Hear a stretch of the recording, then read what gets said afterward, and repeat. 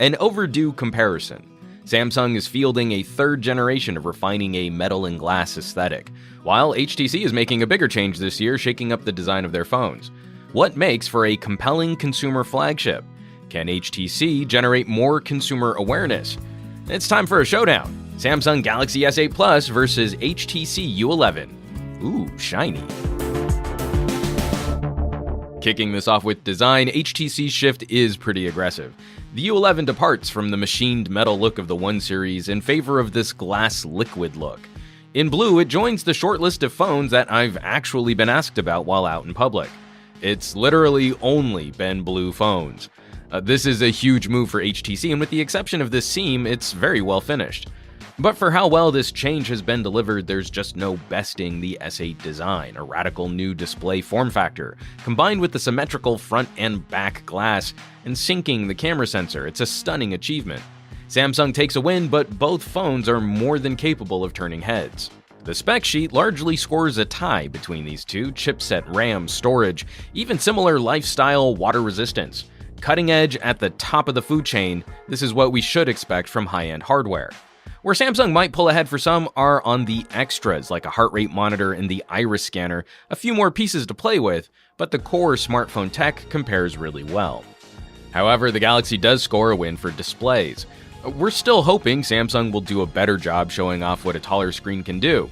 A cinema-wide video setting would be epic for this phone. Still, while we're going through the teething pains of supporting the shape, we know several companies will join Samsung and LG soon. Add to that the greater contrast in the better outdoor brightness mode, and Samsung will likely appeal to more consumers. HTC's LCD is more color accurate and compares well in terms of resolution, but it's a pretty normal Quad HD option, which shows off how much area we lose with a traditional 16:9 aspect ratio and front home fingerprint sensor. The story flips again on software. Samsung has a consistent track record of rebuilding nearly the entire user interface, including a few odd choices. Changing swipe directions on the app drawer.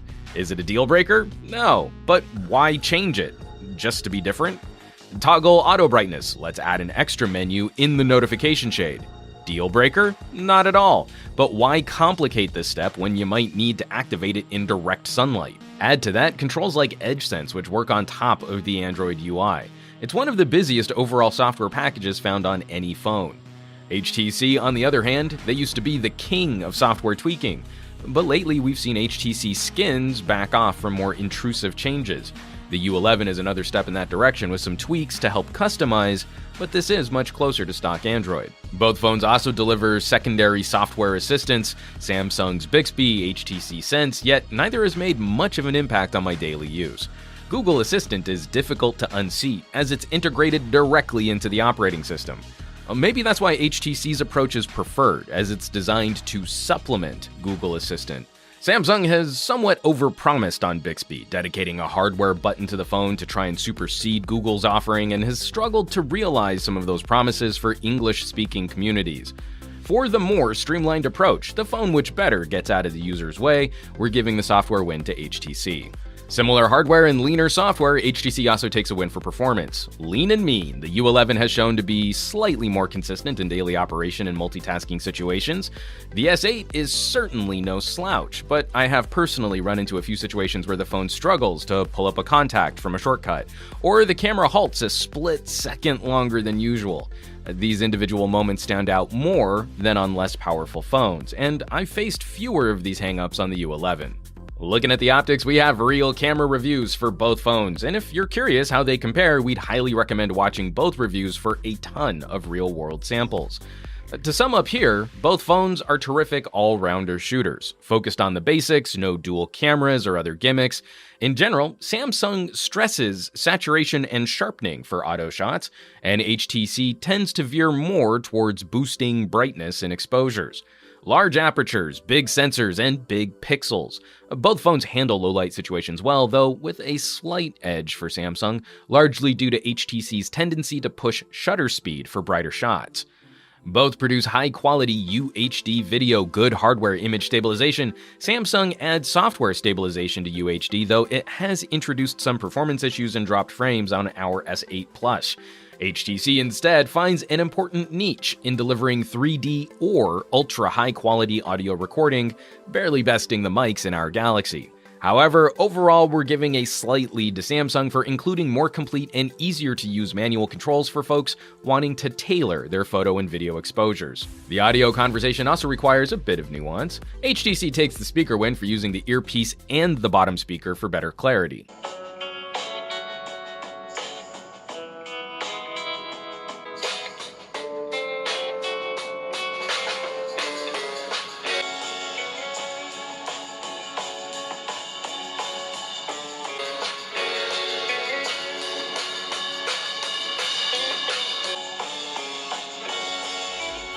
But Samsung handily wins the headphone battle.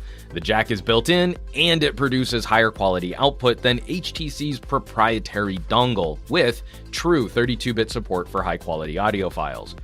Both phones come with very good earbuds. HTC's ear scanning is like living in the future, customizing the EQ of the phone to match your hearing. Samsung also has a scan, but it's not nearly as efficient. HTC's earbuds also deliver a combination of active and passive noise reduction, and it's satisfyingly effective for cleaning up the noise around you. Still, we have to echo our concerns about proprietary solutions.